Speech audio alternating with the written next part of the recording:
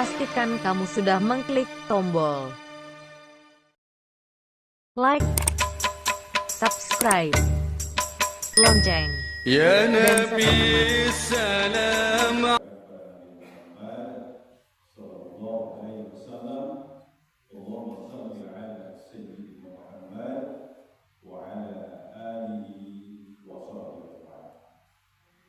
Bapak dan Ibu sidang jamaah subuh yang dirahmati Allah.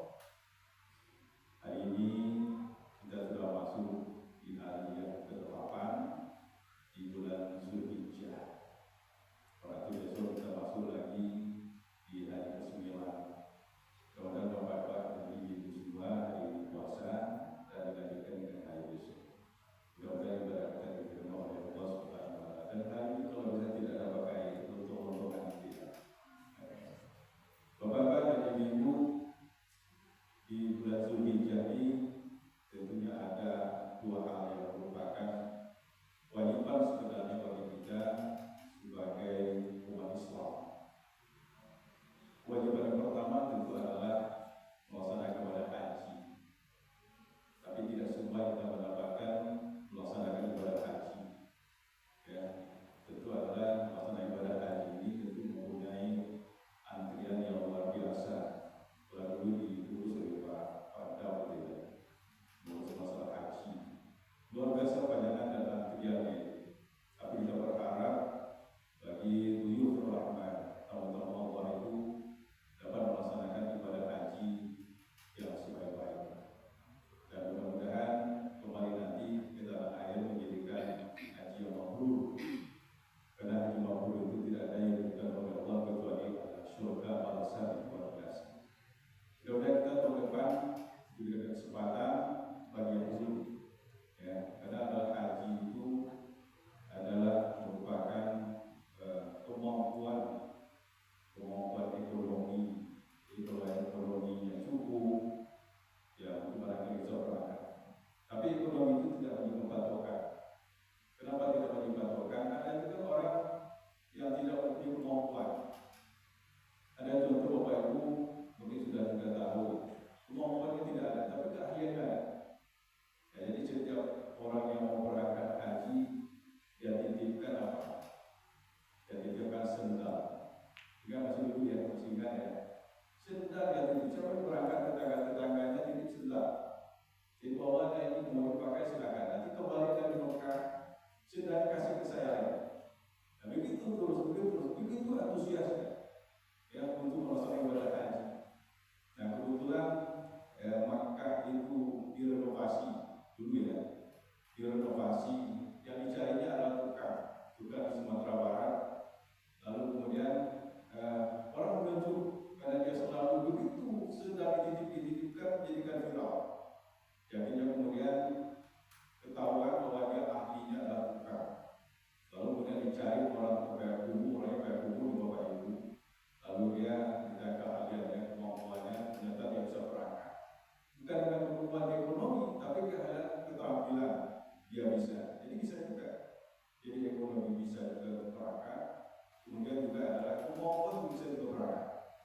Nah, itu adalah di antara syarat pelaksanaan ibadah haji. Termasuk juga adalah rencana siap badan.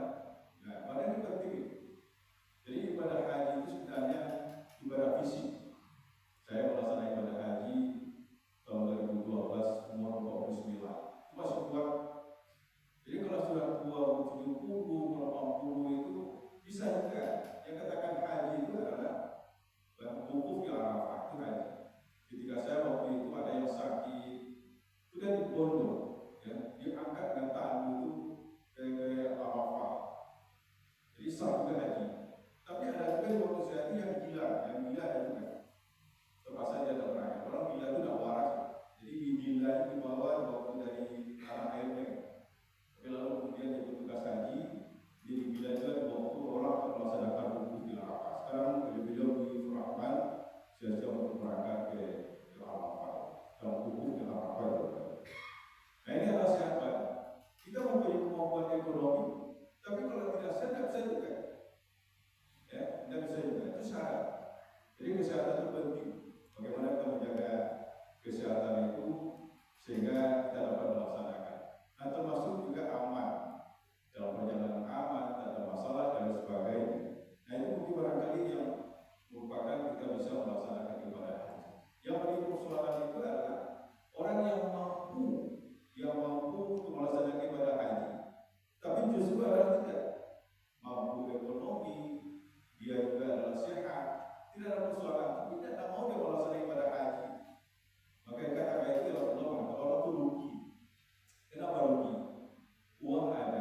ekonomi cukup, yang ditinggalkan juga cukup, yang berangkat juga cukup, tapi dia tidak mau.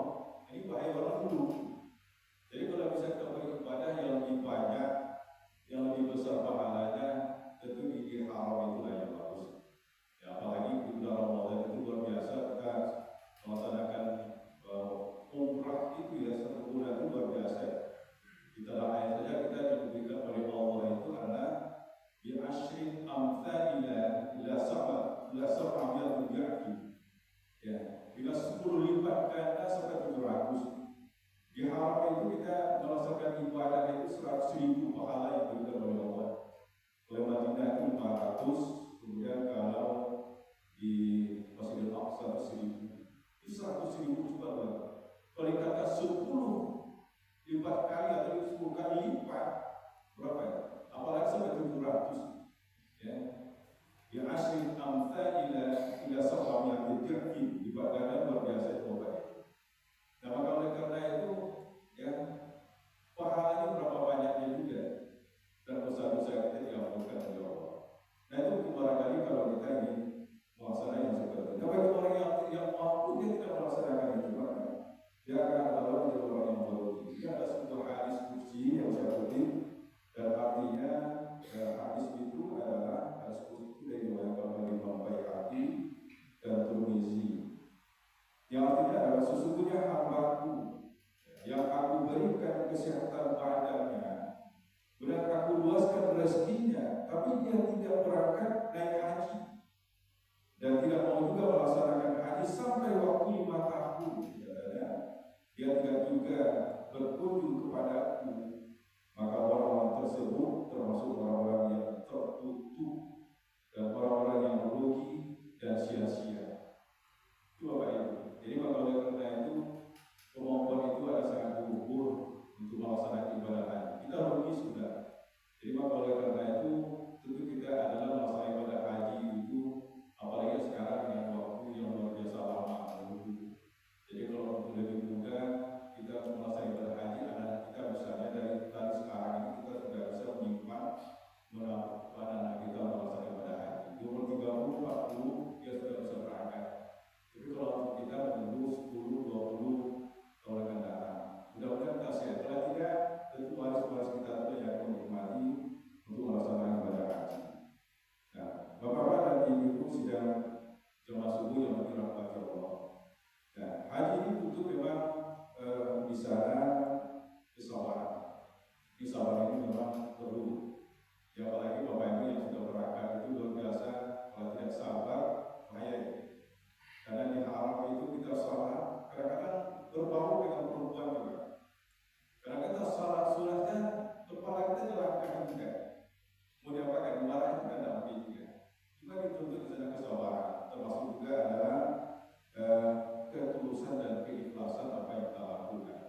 Jadi apa yang kita laksanakan dengan ada berpikir masalah pekerjaan, masalah anak, masalah segala macamnya yang kita urus selama itu kita sesuai. Jadi jangan mengganggu ketika kita melaksanakan ibadah haji. Jadi ibadah haji salah satu itu adalah suatu amal yang paling mulia, yang paling afdal yang dikatakan oleh Rasulullah. Benar Rasulullah itu ditanya oleh seseorang, apa kata seseorang itu? Ya Rasulullah, ayyul a'malu afdalu ya. Ayyul a'malu afdalu ya Rasulullah. Amal apa yang paling utama, yang paling afdal ya Rasulullah? Lalu Rasulullah berkata, qala iman billahi wa rasulih. Yaitu adalah beriman kepada Allah Subhanahu wa taala. Iman itu nomor 1. Haji kalau tidak ada iman, maka hajinya sia-sia. Orang melaksanakan ibadah haji kenapa? Karena uang. Ya, kalau karena uang, nah tentunya adalah dia tidak fokus. Ya, kalau kita besok haji lagi, besok haji lagi. Apalagi sekarang yang punya uang itu bisa haji 15 hari. Di Rabiul Awwal itu melaksanakan haji 1 Zulhijjah berangkat. Dia hanya belasan hari, habis administrasi dia harus pulang. Berapa dia bayar? Yang keluarnya 7 miliar dia bayar. Siapa yang sanggup seperti itu? Nah ini diantara yang mudah-mudahan dia bisa melaksanakan haji dengan baik. Nah jangan kita diukur dengan uang itu. Jadi dengan iman. Jadi kalau dengan iman kita melaksanakannya itu, dan tentu sampai akhir pun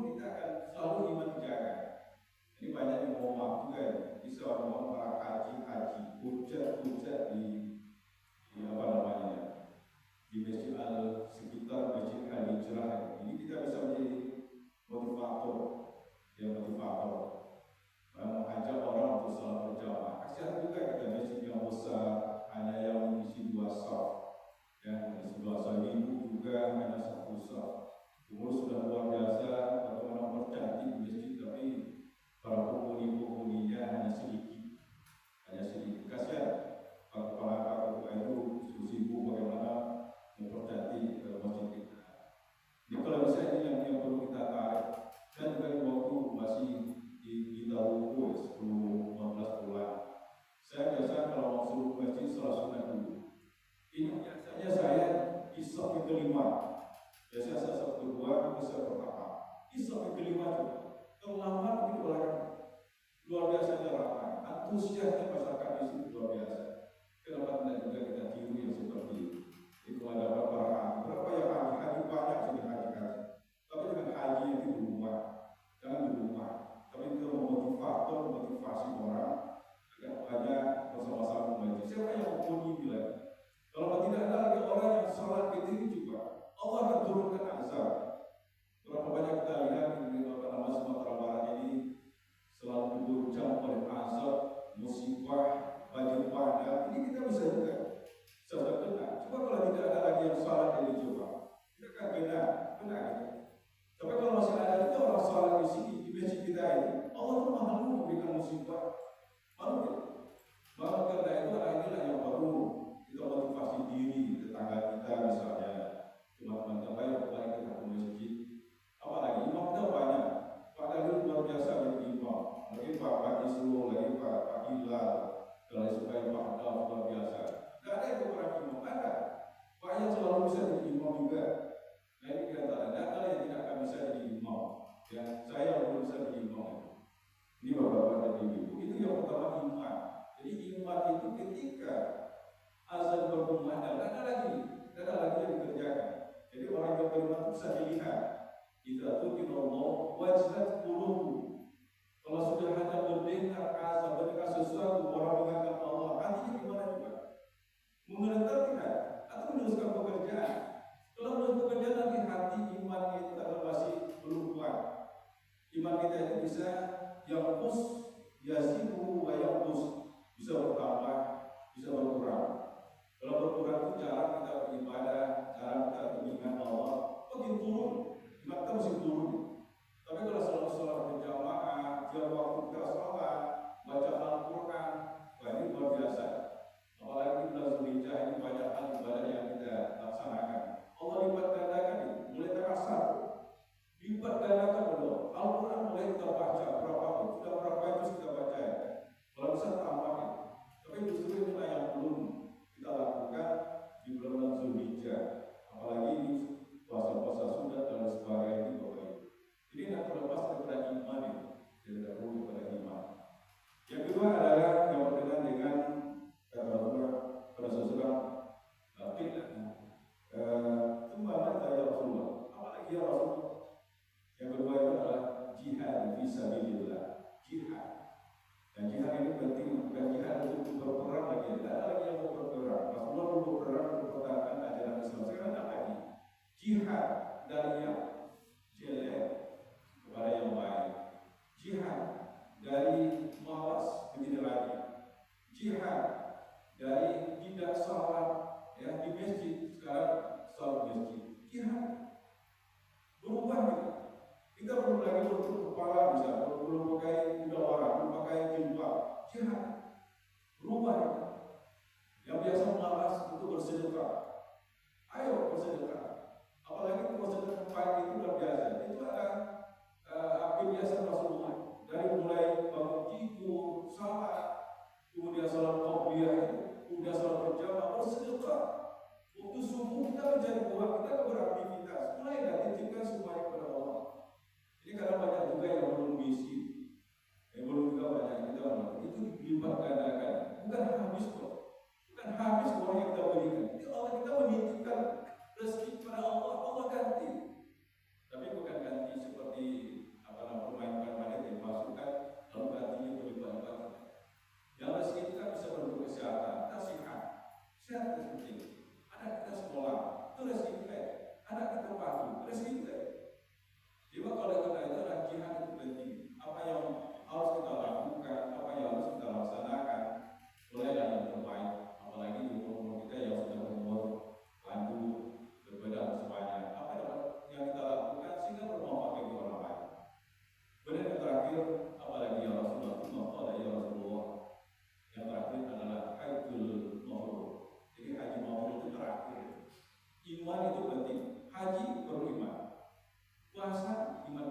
Salat beriman, ya, iman dasar. Haji itu sudah nomor 3, Jadi haji yang mabrur itu bisa dilakukan kapan? Bukan dia melaksanakan rangkaian haji dari awal sampai akhir, tidak. Haji mabrur itu dilihat setelah dia kembali, makin rajin tahiyat, berubahkah dia atau tidak? Atau bagaimana sudah haji dulu? Apa ritual yang dilakukan? Kalau saya jam 3 kita pergi ke haram, sendirian juga, karena ada bersama dengan teman. Jam 3, kemudian terus selesai nanti salat subuh, baca Al-Quran, kemudian salat duha dan sebagainya, baru pulang.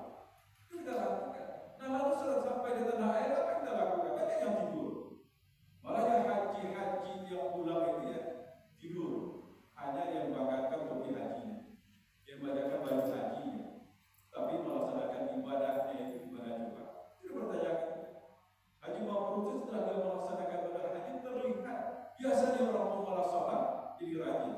Dan biasanya melaksanakan sholat di sana dan lebih rajin, puasanya lebih rajin. Itu yang mabrur. Yang mabrur itu kan baik. Maka oleh karena itulah yang penting bagi kita adalah kalau kita pahami ketika kita sudah menjadi haji semua. Yang kedua adalah yang wajib. Ini tidak kalah pentingnya berkenaan dengan korban. Korban itu adalah mendekatkan diri kepada Allah. Haji mendekatkan diri kepada Allah. Haji perlu juga korban masalah ekonomi. Korban juga ekonomi juga. Kalau korban itu kan tidak berat korban. Hanya 2 juta menghapus. Kalau saya korban itu dipotong gaji 250 satu bulan. Lalu kemudian datang ke rekening saya 3 juta. Coba ya sama lagi itu 2 juta 40 bulan juga ya. Masih sisa 400. Sudah tidak kehilangan, tidak merasakan berat. Orang tua saya sebetulnya saya korban juga. Uang pribadi saya kasih. Artinya tidak terasa. Kalau kita benar-benar melakukan seperti ini, istilah hijrah juga bukan ada judul ya, menabung 200 satu bulan. Tidak terasa. Bisa kita melaksanakan korban. Makanya korban itu tawabah. Ya. Korban itu adalah tawabah yang kurban, meningkatkan diri kepada Allah. Kalau kita ingin dekat kepada Allah, berkorban. Ya, berkorban. Nah, kalau kita tidak mau, kita tidak berkorban. Kalau kita ingin dekat kepada Allah, lakukan itu. Dan itu untuk berarti pahala yang luar biasa. Maka oleh karena itu adalah di bulan Zulhijjah ini suatu ibadah dan amalan yang dikerjakan itu adalah suatu ibadah yang dicintai oleh Allah.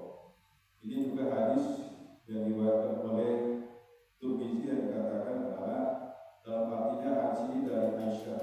Tidaklah suatu amalan dikerjakan manusia pada hari raya Idul Adha itu yang lebih dicintai oleh Allah Subhanahu wa taala. Menyembelih binatang, itulah yang dijaga. Kenapa? Binatang itu akan datang pada hari kiamat. Datang pada hari kiamat itu dengan tanduk-tanduknya, kemudian dengan bulu-bulunya juga, dengan kakinya. Darah binatang itu akan sampai di sisi Allah 10 meneteskan ke tanah. Karena ya, lapangkanlah jiwa untuk melakukannya. Jadi oleh karena itu Bapak Ibu, apapun kita lakukan, walaupun kita melaksanakan korban 1 ekor itu adalah 7 orang. Jadi bukan semua yang 7 orang. Jadi maka datang kepada kita nanti itu adalah semua yang kita korbankan itu, binatang atau hewan yang kita korbankan itu akan datang kepada kita, termasuk bulu-bulunya juga. Oleh satu riwayat mengatakan bahwa bulunya itu dikatakan 1 lembar berapa banyaknya? Bulu sapi itu atau bulu kambing berapa banyak? Bisa nggak Bapak Ibu itu? Nggak bisa juga. Malah itu sudah mengatakan 1 bulu itu akan mendapatkan 10 kebaikan. Dan Allah akan meliburkan 10 keburukan-keburukan. Siapa orang tidak mau yang seperti itu? Ya. Malah waktu meneteskan Allah akan ampunkan dosa. Maka Rasulullah itu menyuruh Fatimah, wahai Fatimah, kamu bangun, saksikan hewan kurban. Nanti para panitia itu nanti 1 kambing, 1 apa, 1 lembu itu siapa yang berkorban? Nomor 7 berapa orang? Ayo hadir, saksikan. Justru kita menyaksikan itu. Dan kenapa kita menyaksikan itu? Gunanya adalah kita menyaksikan itu agar darah-darahnya itu